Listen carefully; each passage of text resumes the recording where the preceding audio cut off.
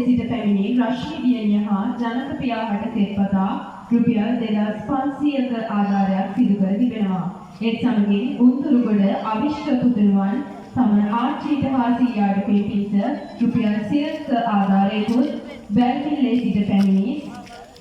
සොෆියලි විහස්නාට සෙත්පතා රුපියල් 100ක ආධාරයකුත් පාලම සිටිජ හංසක පුතු මියගිය සීයා හා ආච්චිට පිරිස රුපියල් 200ක ආධාරයකුත් කිරියද සෙල්වී දියණිය ආච්චි හා සීයාට පිරිපතා රුපියල් 200ක ආධාරයකුත් කහතුරුව කිසදී දියණිය විමලාවති ආච්චිට පිරිපතා රුපියල් 100ක ආධාරයකුත් ගෝලපොළ ඉවෝන් මහතා තම මවට පිරිස රුපියල් 200ක ආධාරයකුත් චන්ද්‍රදාස පියාණන් ඉන්දික පුතුණුවට පිරිපතා රුපියල් 200ක ආධාරයකුත්